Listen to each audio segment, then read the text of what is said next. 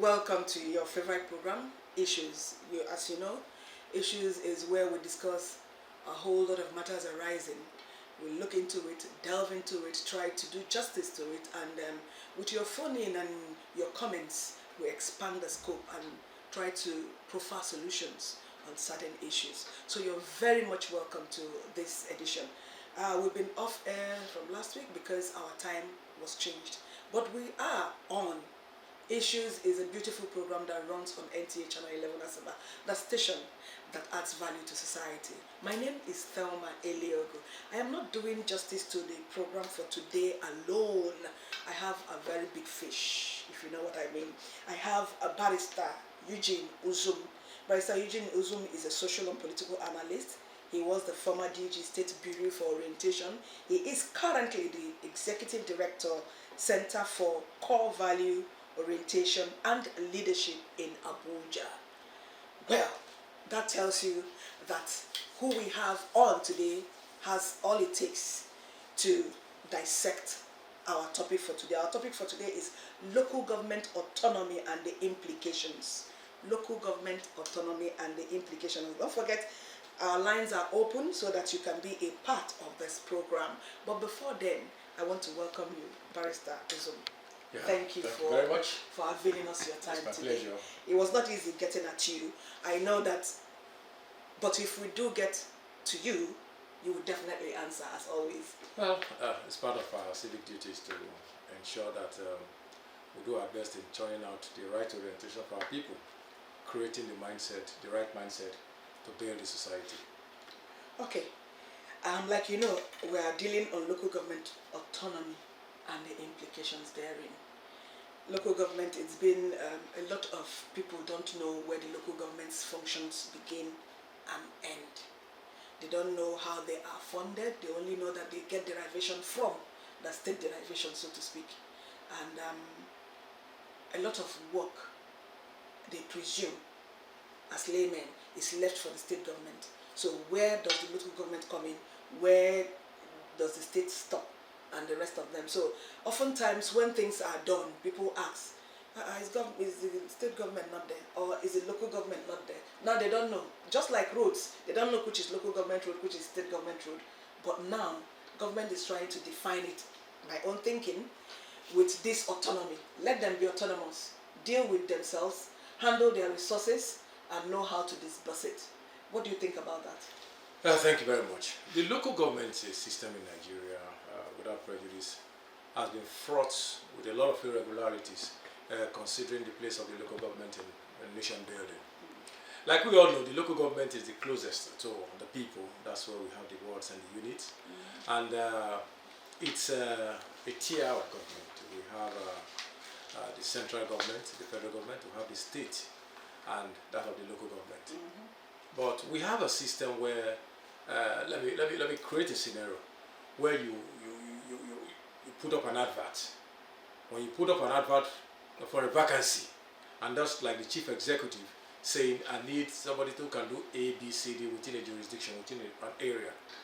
And then you employ that person, that's through the electoral process, haven't done that election, and employ the authorities into the local government, and then you don't give them term of reference. So there is the need for a well-couched local government structure system. We have all the laws we did in this country. The challenge is implementation of those laws. And when it comes to the issues of local government, no doubt most state governors are sitting on the neck of the local government. From the formative stage of the local government to the management of the resources of the local government, and for them to understand the term of reference of the local government. It will interest some of you to know, some of us to know that even the local government, I mean the chieftaincy affairs, the big emirs, the big kings, first class, they are all under the local government edit. It will also interest us to know that the local government has the authority to generate its own revenue. It has the powers to distribute such revenues according to the local government edit. It has the authority to regulate that local system to the extent that it works in consonance with the laws of the Federal Republic of Nigeria.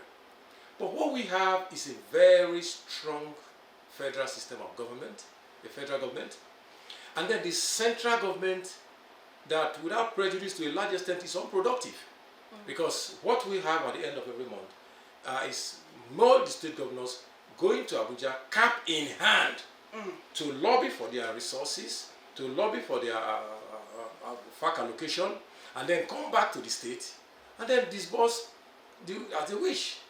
And then we have the local government, who is also, most of them, all of them, are at the mercies of the state government. So from the electoral functioning system of the local government to the management of local government affairs is supposed to be independent because it's a tier of government. And so what we have now is the federal government trying to reinvent the ways on how local government should actually function. And I can tell you for free that the functionality of the local government, if premised properly, and we are getting it right with the local government, we will be sure of these issues of insecurity. Have you get to understand that most of these places where insecurities have in terms of the issues of Fulani herdsmen are all within very critical local governments. The rural areas are within the local government. The primary education, primary school education, apart from the state universal basic education, the management and functionality of our local education is revolving down the local government. The traditional institution revolves around the local government as well and more. So just like we have in our constitution the matters on the exclusive legislative list, we have the concurrent list, we have the residual matters. Those are the issues that the state and the federal government, the exclusive legislative lists are the federal functions. The concurrent matters are issues that the state can deliberate upon and then the federal government can deliberate upon. Even with overriding interests, the state can deliberate upon. Then the residual matters are exclusively most times for the state governors or the state government. Where are the issues that are exclusive for the local government? You know, when you were talking, it brought to mind again what I said, that because the masses do not know where the functions of the state ends and where the local government begins, they do not know who to hold accountable for certain things that are not right in the society. The local government leadership most times are just stooges and lackeys of state governors. They just speak, and remember, in all states, the electoral system that throws up the local government is under the functionality of the state. The state, for example, in Delta State, they have what they call DSEC, Delta State Electoral Committee, and so under the appointment of the federal government, the state government, and he who plays the piper dictates the tune. So the persons that are thrown up as local government chairmen should not be subject to state legislatures. What I mean is, it should be function of INEC itself for that particular independence. Appointments can follow, but we need an independent local government system for a functional local government. So when you have the people that you appoint by way of an election, appointed elected persons, right? Yes, they are appointed through an electoral process. And when that is done, how will the local government chairman, who gives him the locals to come and say the funds from FAC allocation is not coming to the local government? The local government chairmen are at the mercy of most state governors. And to a very large extent, the most local government chairmen are not accountable. They are accountable to the authorities they want to be accountable at the state level. And as such, they do not understand that term of reference, that TOR. When you don't understand your term of reference, there is no way you can function well. And unfortunately, the local government system, like I said, is the closest to the common man, is the closest to the masses, and that is where we have more population that needs their life affected by government and governance. So to a large extent, those particular cadre of persons who are within the functionalities of the local government are not properly integrated in our democratic system. They are at the mercy of the local government chairmen, authorities, and the local government chairmen are at the mercy of the state government. The state governments are at the mercies of the federal government. The federal government are the mercies of the jugular. The jugular are the persons. I thought you wanted to say the masses. No, they are not at the mercies of the masses. They are the mercies of what is being remitted from our federal allocations. Our federal allocation has to do with, we are predominantly an oil-producing country. So NNPC sneezes, the federal government says yes, in as much as they are the ones that appoint. The figures that come from NNPC runs Nigeria. I'm sure you are in that position. Yes, I understand. Then the figures, yes. Well, we're talking of the oil sector, okay, the gas sector, and even the organized government sector like the customs and excise and others, the funds they generate, the revenue, the tax the federal land revenue generates, that is the functionality of our Nigeria. So the federal government, to a very large extent, is under the functionality of that. They are the federal government themselves, but under the functionality of that. The success of an NNPC, the success of our tax laws, the federal land revenue, the success of our custom and excise, and all revenue generating apparatus of the federal government controls the federal government. The federal government must have a hand in it. Okay. So you can see it's a recurring decimal. Where we are now is talking about the proper functionality of the local government in a democratic system. And one of the ways of achieving that is, first of all, to take away the electioneering process of the local government authorities and put it directly under INEC, where independent candidates can come and function. I will pause you here. Don't forget, you can call in or send your text messages to the numbers on your screen, but I'll call it out. 08033241702. Ask your questions, make your comments, do your contributions, and Uzum is here to continue. So you were saying something about, when you mentioned DSEC, I'm like, if the state government appoints DSEC, how autonomous then is the local government? That's what I'm saying. He who plays the piper dictates the tune. Delta State, for example, have Delta Independent Electoral Commission, Delta State Independent Electoral Commission. Like every other state. Like every other state. It's not about Delta. So, but those persons are appointees of the state government, just like we have INEC too. INEC is an appointee of the federal government.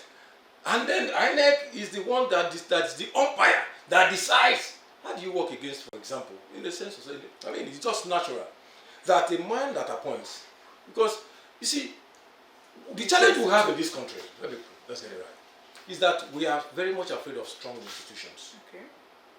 But we savor strong men. What we are supposed to have are strong institutions that regulate this system. There are regulatory processes, if put in place, that can make INEC, the head of INEC, to be appointed with minimal input of Mr. President, for example. And as such, it creates that needed independence. You can take power back to the man. There can be a process. They can set up a process where certain critical offices, for example, the governor of the central bank, for example, right? And some other offices, but especially INEC, Independent National Electoral Commission. Where is the independence when that same institution that is to throw up as umpire to an election that the person that appointed is under? So you see that naturally it's not flowing. That's what happens in the state. And you know what? It's even happening at the local government level. Because at the local government level, when the councillors are brought, the local government chairman appoints what we call supervisory councillors. Yes. And then they go inside, for example, they call it, in Delta they call it DSEC ward. And when those appointments are made, the chairman have the majority. So the chairman with that majority can produce the speaker, the legislative arm. So you can see that it's a winner takes all thing. And this creates an avenue, creates an opportunity for what I call the Kabbalistic governance system, where a man appoints who he deems fit and proper at any point in time. Not who is qualified. Meritocracy is always sacrificed in the altar of pedestal parochial interest when this plays out. That is the truth about it. And you know that the institutions that we have are not very strong institutions. So it's easily road to abuse. When that happens at the state level and you appoint a DSEC, it may not be in all instances. The governor will now just make a list of the number of local governments and say, these are the persons I am looking at to become the governor. And to become the local government chairman. And because those persons, those local government chairmen, will end up from the same political party becoming delegates that will produce the continuity of the governor in office. Remember, it's a delegate election. And that's why you see that in most local government elections, the sitting governor clears the election. They win everything. And sometimes they can just leave one ward or one unit for a close political ally who is in another party that they have that sentiment for. That's what plays out. Okay, back to local government proper. When you alluded to the fact that traditional rulers are under the local government, the purview of the local government, why then is it the state government that gives staff of office to the traditional rulers? Well, the state government, under the office of the deputy governor, right? The state government has the constitutional powers to do that, but Okay. most times it's delegated to the office of the deputy governor. That's what implies in most cases. It's They a give the branch staff of the of state government. they give the staff of office, Okay. right? There are two schools of thought to that. One is that it's an aberration, because he, like I said, he who plays the piper dictates the tune. Okay. Most first class, second class, third class kings, all of them are under the authorities of the local government. But there are doctrines of necessities and doctrines of extraordinary emergency and doctrines, sensitive doctrines. What I call sensitive doctrines is that the traditional institution is very, very critical to governance, especially in maintenance of peace and security, Yes. which I also see as a play out of what we have in the concurrent, the residual matter, the concurrent list of the federal government, where the federal government can legislate upon an issue, and the state government also have a say on an issue. That of the traditional institutions is supposed to come by way of a constitutional provision, where the local government authority has a say on the issues of the appointment or giving of staff of offices to traditional institutions, and at the same time too, the state government has similar powers. This creates a kind of cohesion, managerial cohesion between the local government and the state government.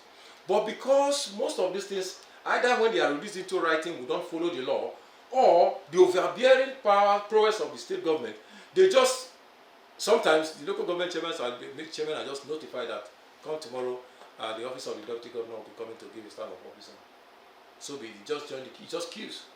But the management of the local government, the management of the traditional institutions in the state, is actually under the purview of the federal, of the state government, not the local government as it were. This is because we have in all states the state traditional rulers council. And the state traditional rulers council most times report to the office of the deputy governor. But when a mischief is to be done, especially in the area of removal of a traditional institution, they wake up the local government chairman. So the local government chairman bears the brunt and takes the heat. Okay. So those are some of those things that, in the course of our constitutional amendment, should be looked into for clarity. Okay. And the teachers at the local government level.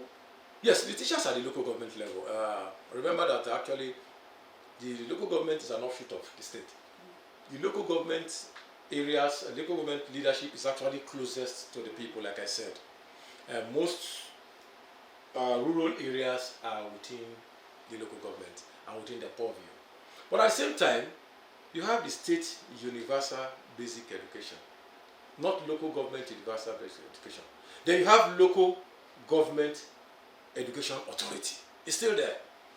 The chairman of local government appoints the local government education authority boss, while the state government appoints the chairman of the state universal basic education boss. So I think in that perspective, they complement each other. Okay. They complement each other.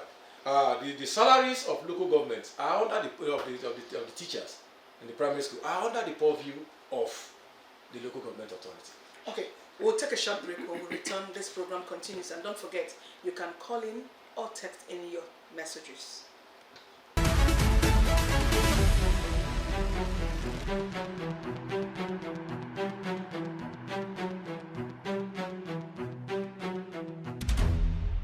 You're welcome back.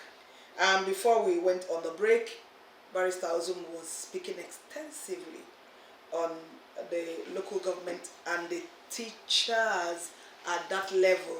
And I had a question sent in, teachers at the local government level, that some pupils sit on the ground to study in a lot of local governments in Delta. No schools, no chairs, no what are the local governments doing? Well, you see, in a functioning democracy, the federal government, the state government, and the local government level, independent yet complement each other. For example, you have the state universal basic education, and you have the universal basic education. That's from the federal government. So when the state universal basic education organization, when they come up with their budget on repairs of schools and stuff. They pay a particular amount, and then the federal government pays a counterpart. It's a counterpart funding thing. So even the federal government is also responsible for the building, reconstruction,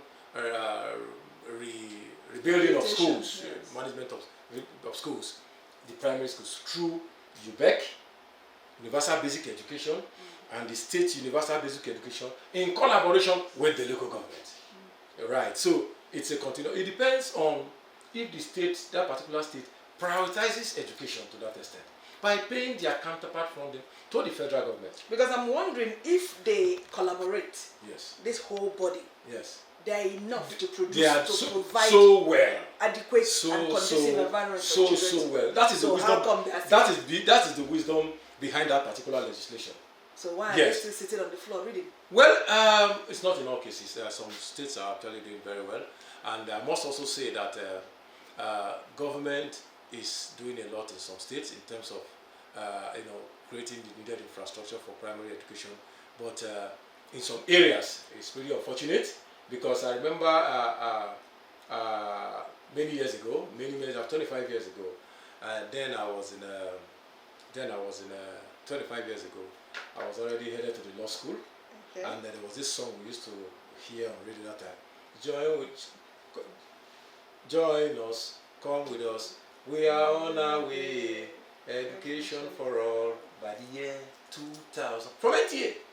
Okay, so NTA. education for all by the year 2000. And this is 2005. What? So people are still sitting on 2025. 25. Yes. People are still sitting So on what it connotes was that based on our needs assessment, by the year 2000, because that was like 5 years to that time, people were already looking at having free basic secondary education, educational infrastructure to the maximum, salaries and pensions of teachers paid in full and appreciated. But unfortunately, we still have people sitting under trees, especially coming from some Niger Delta states. That was why when you said not in all cases. No, not in all cases. Yes, there are agreed, exceptions. not in all cases. There are But exceptions. is there supposed to be any case at all in that level? Because the allocation, especially to oil producing states, be quite big. Well, it depends on how the government prioritizes. I am of the impression that education and health should take the front line in all governance structure in this country. That is my advocacy. Yeah? Yes, education, the mindset, and health, because you need to be well to be able to access those facilities. These two are supposed to be in the front line. And if you go with that, we are still not supposed to be talking about children or students learning under the tree. Yeah. It's really unfortunate. It's a misplaced priority. It is unacceptable, and I advocate against such. But going forward, you could still see that the mindset of our people is the bigger challenge. Where is the place of the church? Where is the place of our traditional institutions? Where is the place of the gatekeepers for our democracy? Because what we celebrate is actually the wrong mindset. Where you have mediocrity. I have seen a situation where we are already in the Ember months, and what you see flying around very soon is invitation card for harvest and all those things. It's all about prosperity preaching and prosperity mindset. People are not talking, they are not interrogating issues that are of the common good. For example, you can see the issue that's coming up between Dangote Refinery and Bengasin. Well, no, we're going to stay with the issues. But the truth is, Nigeria has not been able to build any functional refinery in the last 30 years. This is because the refinery you have in Warri Refinery and the WRPC, Warri Refinery and Petrochemicals, you have the Eleme Petrochemicals and the Port Harcourt Refinery and the Kaduna Refinery. We are built in the Shagari days. But an individual, a private sector person, has built one of the largest refineries in Africa. And the challenge is that people want to help him manage his business. And they are talking about monopoly. The system created the monopoly inadvertently. They created the monopoly. Because if we had gotten 4 or 5 functional refineries in different sections of the country, Dangote would have been given a minority report. But today, he is giving the majority report. Because he who plays the piper, again, dictates the tune. Because So it's it's a country characterized by monopoly, created by the system that we are in. So when you eat Indomie, there's a monopoly. When you take sugar, there's a monopoly. Now, Cement. when you buy cement, there's a monopoly. So we are headed to a monopoly in the petroleum industry. But you know what? If that eases the challenges of the common man on the short term, because for the long term, I cannot say. On the short term, so be it.